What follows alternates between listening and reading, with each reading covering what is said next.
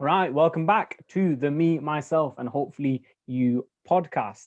Ladies and gentlemen, my guest at this time forms one of two guys who inspired me to start podcasting. He is a self help enthusiast, a dreamer, a doer, a future aerospace engineer, that rhymes. And he has one post on Instagram which just happens to have the sexiest white coat I have ever seen. He's the co host of the Hypothetical Boxing podcast. It is Mr. Ismaeel Hasnain. Welcome to the show, Ismaeel. How are you doing? Thank you, Tarek, so much. I'm a fan of yours as well, just as much. You've had given me a complete onslaught of compliments there. Thank you so Well, much. that's Means a how we lot. start the show. That's how we start the show. I That's love how the we start, and then we positivity. end with arguments like there's no tomorrow. Now, um, I'm down for anything. I don't mind. so how are you doing then? Everything good? Yeah, I'm good, thank you. Just third lockdown now, so kind of more of the same. We know what's up now. Yeah, fair enough. So like I sort of said before we sort of got on, is I want to just hit you with some quick fire questions to just get to know you a bit more. So my first question is, and I asked you whether you had your phone on you. The reason why I asked you that was Hmm. what was the last text that you sent? The last text. Yeah, I use WhatsApp more, yeah, so that's fine. WhatsApp is fine. Whatever you use the most. I think the last text was talking about some stocks with some fellow stock enthusiasts. Yeah, especially with what's Oh, been okay. going on in the stock market recently. Yeah, it's Yeah, been the quite GameStop thing. yeah, exactly Very that. And interesting. yeah, very interesting. I don't understand what's going on though. I know nothing about stocks, but we'll get onto that after I finish the rest of the quick fire questions. Yeah. So my next question is, who is your role model? Who would you say is your number one role model? Uh, I've always said I've got role models for different things. Mm. So, um, on my Twitter, one of the things in my bio is aspiring polymath. So I've always wanted to be like a multifaceted Yeah, person who yeah. has different stuff. So it depends on what. Because, for example, in podcasting, my role model is obviously Joe Rogan. Mm. In fashion, I'd say someone like Tom Ford. In That white coat is definitely Tom Ford. no, we're trying to make the money for that maybe. But so it's on different things. I always have different role models. I Mm. I can't say I've got one overarching role Okay. model. It changes on what I'm thinking about. Right. But I'm gonna push you for the answer. Like one, you could only have one, right? From now on, he is the pinnacle or she is the pinnacle, right? That Who you that's go? it. I think then I'd probably say Tim Ferriss because his book really had a big effect on me, and it it catapulted me into the world of self help and all that, and Okay. financial freedom. Yeah, Yeah, so I'd say Tim Ferriss. I watched one sort of lecture that Tim Ferriss gave, and it was really interesting. It was on financial, sort of your finance, personal finance. And this Hmm. was like all the way back in year like 9 that I watched it. And I remember thinking, mate, I've got my life sorted. I'm just gonna do what this guy tells me to do, and I'll Yeah. be fine. Haven't done that, but hopefully one day. Hopefully one day. Right. And the last quick fire question is: if there was one thing, just one thing that you could save in your house in a house fire, what would you save? That is very hard, actually. Uh, Maybe be a bit sentimental. My baby photos or something like that. Probably be Okay. quite sentimental, like family photos. Yeah, yeah. Probably Oh, save very that. interesting. Everything else is backed up in the cloud anyway. Fair enough. The thing is with that question, you could say that, I guess. I mean, surely your pictures are backed up in the cloud.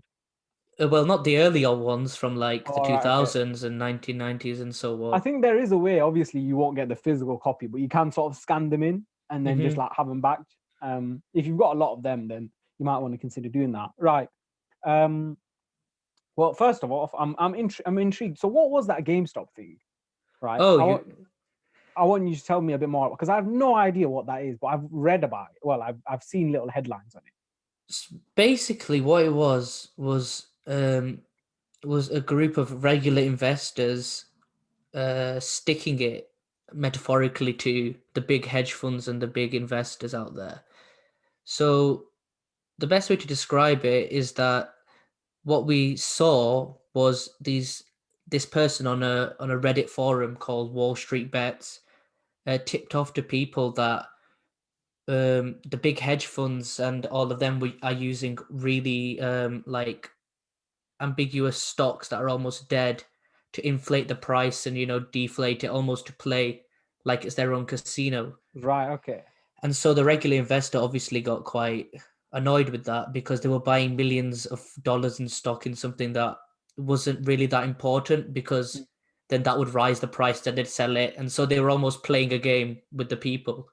So all these regular investors decided to rally up as well and decided that it's best if they all work together and they buy all these stocks and they fluctuate the market prices for themselves. Ah. It was almost like, the best way to describe it is that the hedge funds were like whales and all these regular investors were like little fishes, and obviously the whale was picking them all up, toying with them and everything.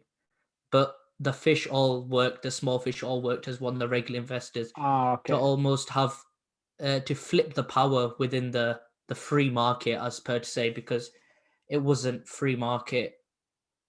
It fundamentally showed that we aren't actually in a free market, especially with what's been happening today as well. Yeah. So what's that? Why is GameStop like the main thing? Because one of the companies had an incredibly large amount of stock in a GameStop Oh, okay. stock. So this was one of the stocks that they were using, and then it was uncovered that they also had a lot of stock, uh, or like they were shorting a lot of stock in one company called AMC. So it was almost it it uncovered what Wall Street actually do. Oh, okay. That's the So best way I interesting, can that isn't describe it? it to my ability, anyway. It's such an interest. It's so interesting because Mm. it it completes the argument that the world is controlled by a very small minority. I know That's it's exactly. stock markets, but the stock market is so important. And someone tweeted out something, and I was like, you know what, that's so true. They said the stock market is so important to me because when it goes up, I get nothing, but when it goes down, everyone loses their job, Yeah, and yeah. it's That's so that's the true. best way to put to And say. and you know when you speak to people like and you ask them how what determines what happens in the stock market, they'll tell you we don't know. Hmm. So and yet this thing, these little graphs and numbers determine whether we're in a job or not, Yeah, which is so crazy to think. Like maybe there's yeah, like some hierarchy that's like deciding where how a stock grows and what happens, and I don't know. yeah. It's There, such a there, there, it's there. 100% is, and it was yeah. uncovered in this whole Well, it fiasco. seems like it, yeah. Well, based on that, because I read very little, and by I extremely little on it because I got so confused reading it. So I thought, what are all these big words? I don't know. And so I was like, you know, whatever. I'll probably find out later. And then you mentioned it, so I thought, oh, let me ask him. He probably knows. Actually, I saw you put on Instagram a meme, and I thought, you know what, I'll ask him about this, see if he what he Yeah, knows, yeah. or maybe he just found it funny. I don't know. No, Because it no. I is. found it funny because I found it relatable. Yeah, I think a lot of people, well, a lot of people found it funny because it was like it was like you said that you're sticking it into the big investors and being like, listen, if you guys think you can play this game, so can we. Yeah, that's exactly it. Um, which is thinking interesting. But to sort of get on to sort of the topic of today, I want to sort of talk about adulthood and sort of we're entering adulthood. Maybe we're already in adulthood.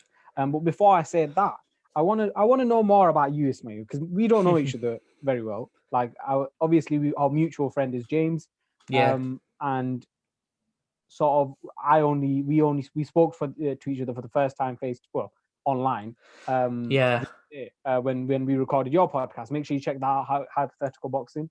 yeah. I Hypothetical was on it. boxing. It was a brilliant podcast. It was really nice. We had to talk about podcasting in general.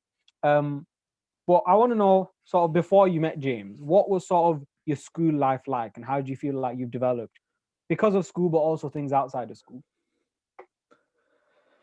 I think I've always been one to try everything. Uh, so I'd say if you want me to start from the start, I started off as quite like the funny kid in the class clown, and then I'd get a couple of laughs and whatever. And but simultaneously, I would say that my grades were always up there as well, so I was never jeopardizing my grades in the sense for a laugh.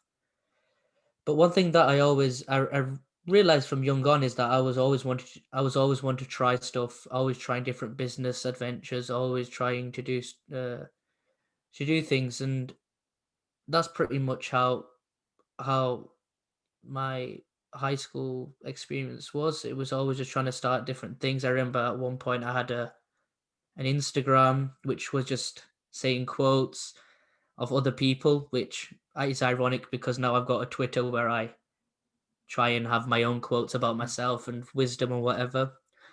And so I was always trying to just put myself out there, and I think sometimes it came off as not a good idea, but obviously I learned from all the experiences, and I very much was one to put myself out there.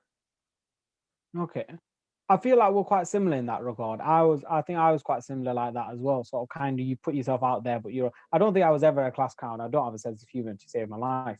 But I was quite quiet at the beginning, and then I got out of my shell a little more, especially getting into high school.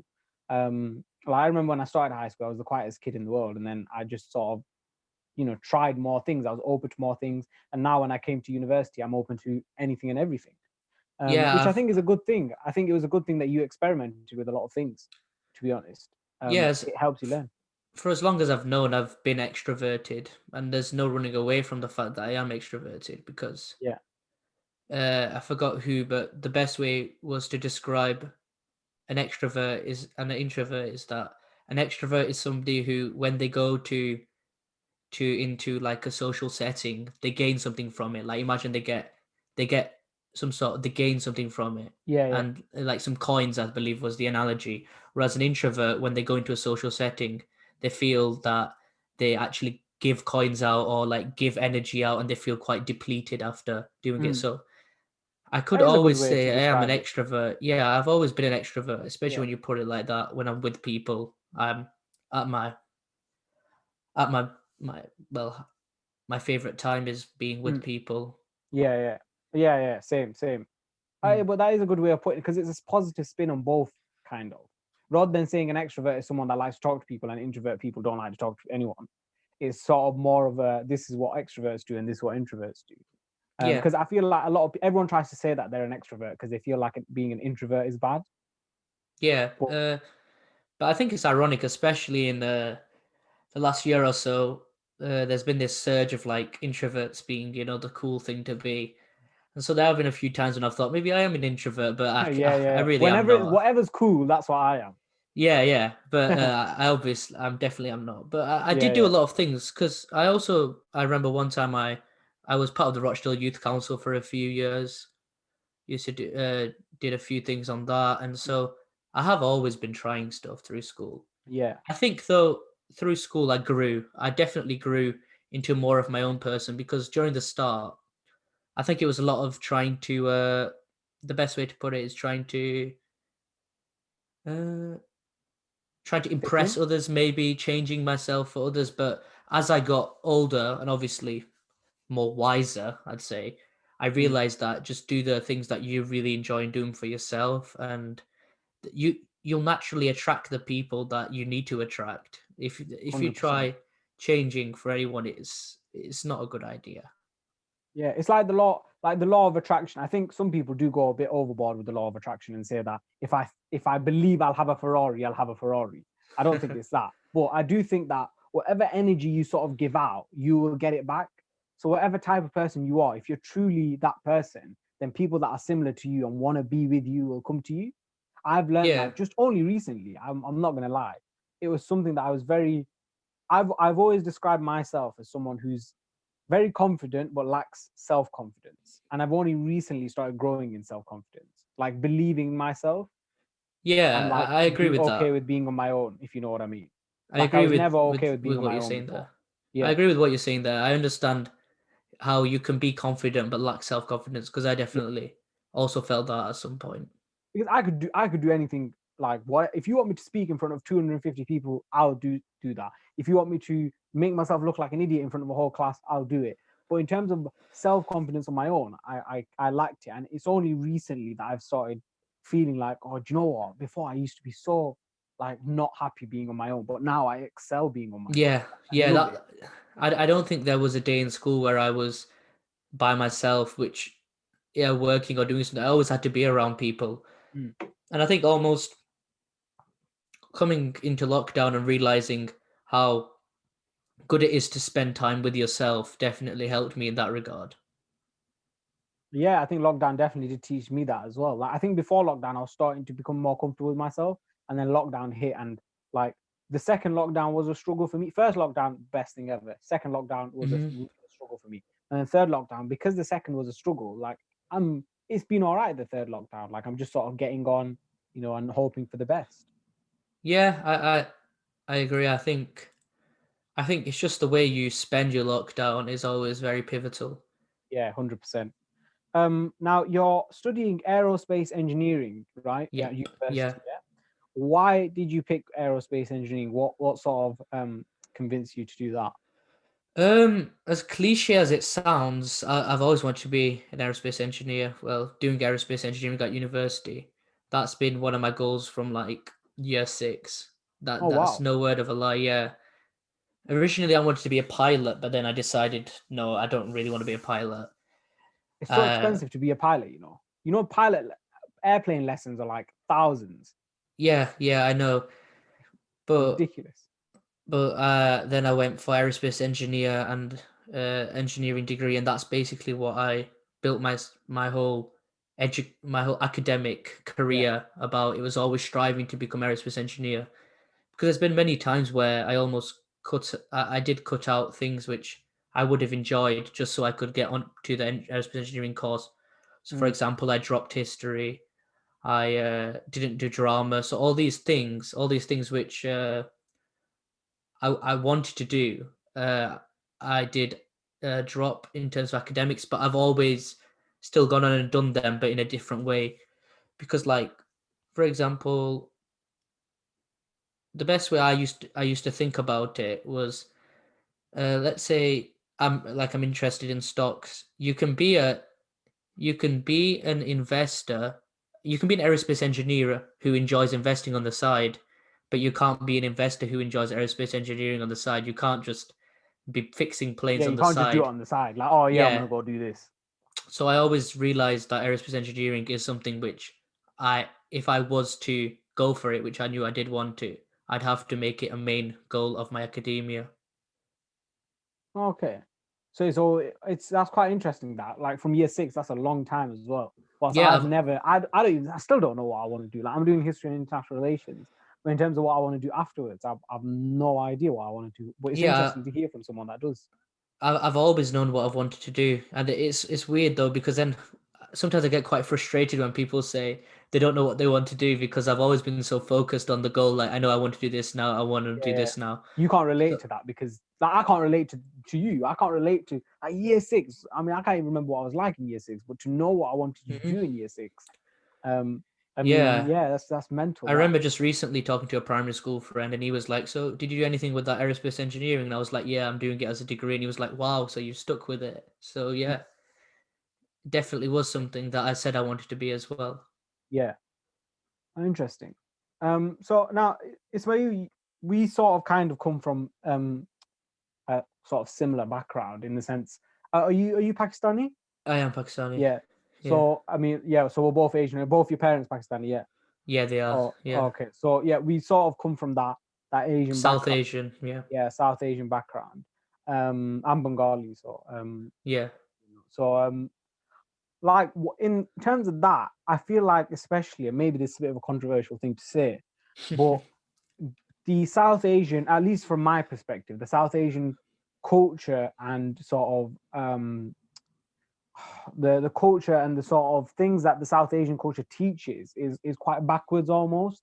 Like Mhm. the idea of being, I mean, maybe aerospace engineers are not bad, but just sort of anything that's not doctor and lawyer, at least used to be quite put down. Like, why do you want to do that or whatever? And Yeah, I like think for it. you, I for think for it's for doctor, lawyer, engineer, definitely. Yeah. So I mean, I guess aerospace engineering fits that, but your sort of goals of investing and your interest in that sort of thing, that's not really that common within the sort of Asian community. Mm-hmm. And sort of, so what's that sort of been like? As in, what was your upbringing in an Asian sort of household been like? I know you've mentioned in the Hypothetical Boxing podcast that your parents or your family is quite modern. Is that right? Yeah, In like, yeah, I mean, and it seems like it. So things like the fact that you're in the Rochdale Youth Council and stuff like that. I would never have been, and this is no disrespect to my own family, but I would have never been in the Haslingden Youth Council. It would have never happened. The reason being because my family prioritized. I would go to school every day and then I'd go to mosque straight after that. Like I'd yeah, finish school 3 and then I'd have 2 hours to chill out, eat some food, and then 5 o'clock till, sometimes in high school I'd be in mosque until like half 8, yeah, doing my Islamic studies. And so as good as that is, you can't spend your whole day in education. You've got to be doing something more, something outside. And but like obviously you were allowed to do that. So what's that been like? I know that hasn't really come out as a proper question, but No, um no, I understand. First of all, I think my upbringing was like impeccable. Like I didn't feel any backwards mentality ever. mm, I'll tell you later. I'll tell you in a second why what reason I give that to being. Um, but the thing about the mosque thing is my parents from the start were quite opposed to sending their kids to mosque. So we had private tuition from the mosque teacher. So he'd come to our house and he'd teach us ah Quran.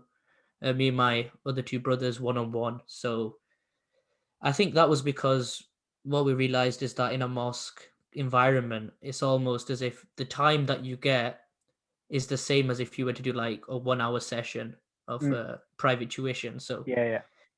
that's why they decided that. So I always did have time, and I never was like went to mosque or whatever. Yeah, because I never, Uh, I never got to go to like clubs and stuff, and it was yeah, always so annoying because it was like, oh, I've got mosque, I've got mosque, and my granddad sort of emphasized that, like, no, you've got to go mosque, no, you've got to go mosque. Like even clubs, like sports and stuff. Like I was a fat kid. I mean, I'm still fat, but I was a really fat kid back then, like when I was younger, and I was really into sport. And I always hold this grudge against my sort of family.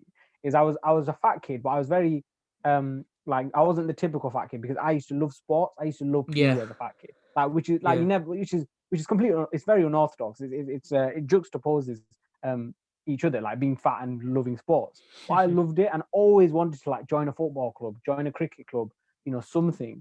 And sort of I was never allowed to because I had mosque after school, and I feel like I would have been a much more well-rounded person. I mean, it's made me who I am today. Like I'm more grateful for being able to study at university now, or being able to do these sort of things, and having learned skills like being able to talk to other people. yeah, It has made me who I am. So I don't necessarily regret that, but it does frustrate me because I think, well, I probably could have been a much better runner if I was allowed to. I would have been a lot fitter, a lot healthier. yeah. Um, Yeah, but so I did join many sports clubs over the year. I'm pretty sure I did a bit of like when I was very young. I did karate. I did football when I was young, I would have and never been then allowed to do that. karate, Karate football. would have been no way. Yeah, and then obviously that fizzled out. And then I did football. I was a goalkeeper for a few years. That fizzled out. And then I did cricket, which I did for a long time. I'm still playing cricket. Mm. For a few years, I played squash competitively at like Wow. a bit of a high level, and then I'm still looking to play more sports. So I think Mm. after the lockdown's over, I'm going to start Brazilian Jiu Jitsu. So I've Yeah, I always want to been start jiu-jitsu. active. Yeah. Yeah, I've always been active and doing them kind of stuff. So yeah, I think my parents always gave me the opportunity to do whatever I Yeah. wanted, but it was always under the pretense that if you're getting top grades, that's fine. If your grades Mm. kind of go bad, then why are we taking you to like squash training when that just shows that? So it was almost a reward in a way, and it always Yeah. Yeah. was. And I said previously why I think that I'm in a more modern family is because I think it's a generational thing. So my mom grew up in the UK, and she went to Ah. university. She's got a master's. My Wow. mamu, he's got a master's. Both my colors, yeah, both my colors have got degrees. So everyone's and my other colors good. Everyone's educated in my family, and so they've been allowed to study. They've been allowed to be educated, and they've been allowed to go to stuff like festivals, concerts. Like just recently, my mum was telling me that she's seen Biggie live in 1996, and I was like, "Whoa, that's pretty Oh, cool." look at Yeah, your mum, man. I might need to get her yeah, on the podcast. Forget you. Yeah, I mean, she'd probably be better than me. Definitely Nah, is. nah. You need to get her on your podcast. Yeah, I should do eventually. I've just got to persuade her. But Yeah. yeah, so there was always like a modern sense from the previous generation, and that so from young, I've it's been instilled in me that we're British Pakistanis because Mm. it's quite hard. And my great granddad came to this country on my Oh, mum's side. okay.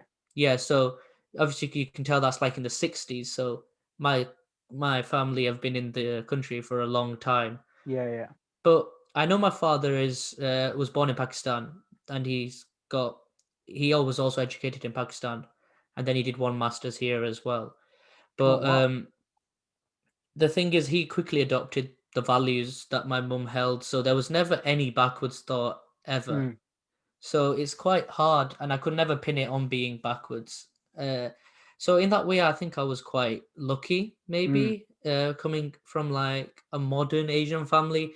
I'd just say it was a British Pakistani family that had the best of both worlds in the sense that we have the biggest Eid in like out of everyone we know. They're always coming to our house when mm, on Eid, and so we've been able to be British and Pakistani in the same way, and I think it's almost the way I look at it is you've got to be rooted in your culture because then that rooted lets you, go to wherever you want and do whatever you want. And I think also nothing was ever forced. And if there was this forcing of, as you just said, like mosque, instantly forcing something onto a human just makes them want to not do it. And mm.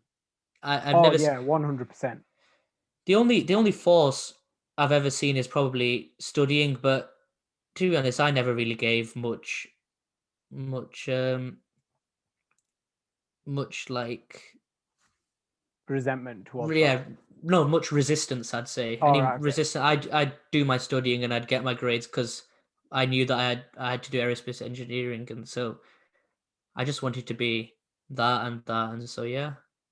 I hope that makes sense anyway. No, it does. It does make sense. It's quite interesting that because I mean, uh, the thing is, especially around this area, and I've had this conversation with a few other people, particularly older people that are like in their 20s, 30s, that I've said the same thing, is in this area in the north, there are a lot of especially South Asian people that are still, if they're either slightly backwards or a lot backwards, and they have this sort of backwards mentality.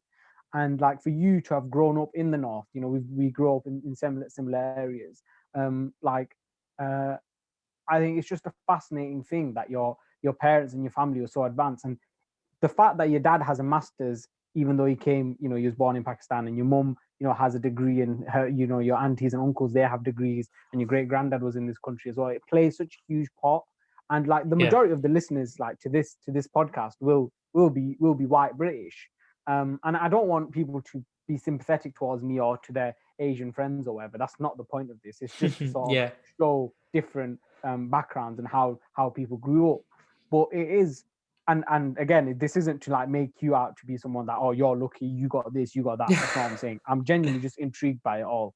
But it is interesting. Like there's this constant, if you look at the sort of educational achievements of Asian people, and minorities, and minorities from certain areas, you'll Hmm. see that especially Bangladeshi and Pakistani, they're so far down, whilst Indians are so high up, Chinese are so high up, you know. And I think part of that is due to this backwards mentality, which will over time go away. When I have kids, when you have kids, it will slowly fizzle out. But it's such an interesting sort of topic of conversation. Yeah, I think for my family, happily, all the backwardsness has fizzled out. It fizzled Yeah, out yeah, since yeah. I've It been seems born. like it. Yeah, Yeah, so there's no backwards mentality, which is actually quite good. yeah. I But think I it's think also, I yeah. think it's Sorry. just about education, really. As you get educated and you get higher up, it gets better. So Mm, I think all the other Pakistanis that I knew in my in my high school, were all similar to me. They all had parents who were doctors, yeah, or yeah, they had parents who were like quite high up and yeah, whatever. yeah. So they were all like in big roles. Mm, And so I think that was something that my school played a big role in. That the mm, Asians that I met tended to be in the same or on the same level as my own upbringing. yeah. Yeah. I mean, it is interesting. It is. I mean, and like, it's obviously. I mean, you had private tuition when it comes to mosque. I went to a mosque and sort of had like, I guess we were all sort of in a class, and it made a huge part of me, and it still does play a huge part in my life, and I'm happy that I went there. But the issue is you are essentially studying for so long that you're not doing anything else outside, and that's why you're Yeah, having Asian kids that are fat, or you're having Asian kids that struggle in school because they are studying for an extra 2 or 3 hours on top of homework as well. It just yeah, doesn't do well for our community in general, because as a community we want each other to do well, because we want to see like each other becoming doctors and becoming lawyers and becoming whatever, or just being happy in general. Like, you don't have to do all these fancy jobs to be happy. But like, we grow up in a community where, I mean, not all the time, but you sort of grow up in a community that emphasizes education. That's the only way to it, when there's a million ways now. And this is a mhm. message for everyone. It's not just for Asian listeners. It's a message for everyone that there's a million ways to gain happiness and success and whatever. It doesn't necessarily have to be through university or whatever. Yeah. I think you just got to look for the right fit for you. Mm, Because, for example, university is the best fit for me because it gives me plenty of time to do them other things that I want to do. Whereas if I mm. was doing an apprenticeship, I'd have no time on my hands and I would probably have run myself into the ground. And so I just think it's about finding the best fit for you. Yeah, 100%. And sort of just to carry on that sort of topic of finding what you want. In terms of like, as like 19-year-olds or going into like adulthood, how does that sort of feel? And especially right now going into it, and we're sort of opposite, because I have no idea what I want to do, but for someone that does know what they want to do, what's that like, and sort of what are your hopes for the future? Um, so my hopes for the future is very much to do with stuff like that's come from things like Tim Ferriss's 4 Hour Work Week and that. So I want to work in startups, then create my own startup because Mm, I aspire for financial freedom. So yeah. one of the things that I always do is with my new endeavors or new hobbies, I always see if I can make a little bit of money in them, Mm, see if they're profitable. And so that's usually how that works because what I've realized is that a lot of people tend to be, in a sense, the worker and they just run up this corporate ladder for years and years. Whereas there's this, as he says in the book, there's this new rich who are only working like 4 hours a week and with passive income, mm. they're Do you believe in able that? You believe that there is this passive income that you wholeheartedly, can achieve? wholeheartedly believe in that, Yeah. yeah. And but that's what I'm trying to do. So Mm. I'm just trying to grind right now so that I can set up these different avenues that I can definitely reap further on in my life because I know right now I've got all the energy in the world. Yeah, I mean, it's an interesting point. Again, it's a sort of more people are talking about it, and especially with working from home, this idea of working smart and not working hard. Obviously, still working hard, but working smart over working hard. Yeah, It is sort of getting more and more into society, this idea. And it was interesting because the other day I sort of well, there's two things I want to sort of say. One thing is um, there's research that says that if you, rather than going up constantly trying to go up the corporate ladder, if you shift companies every 3 or 4 years, your average person that does shift companies every 5 years, 3, 4 years, ends up actually making more money in the long term, in the long run, than the person yeah, that tries to go up the ladder all the time, because yeah, you're shifting, you're changing, you're developing new skills. yeah. I think in the end, the goal is to work for yourself, as we've Mm, seen in this working from home. It's working for yourself. You give yourself the boundaries, and I think the workforce anyway is going to go from companies and large corporations to businesses of 2 to 3 people. I've started a new thing that I've started now is Twitter, where I say all my thoughts that all my wisdom that I think somebody might want to listen to, however egotistical that is of me. No, But it's not. Produce but so that content. It's produce all about content producing indeed, content. yeah. And so that's one of the things I was discussing about how passive income. If I can quote my own self, it was passive income. Passive income isn't about giving up work. It's about being able to work on whatever you want, whenever you want. And Hmm. so that is my mantra right now. That creating passive income is what I want. For that reason, is to have that freedom to work whenever I want on pretty much whatever I want. Because as you can probably tell, I can't really stay focused on one thing for that long, or else I'm just going to go like I get bored Yeah. very quickly, and that's why things like angel investing and startups seem really interesting to me. Interesting. Well, I mean, you sort of mentioned your Twitter. We've got a minute left on this Zoom call. Why don't you give out what your Twitter is and any sort of closing remarks that you might have? Right. Any closing remarks? Put me on the spot here. Yeah. Just follow me on Twitter. It's my name, Ismaeel Hasnain. Hopefully Tariq can link it in the bio Yeah, if you're reading I'll this. remember.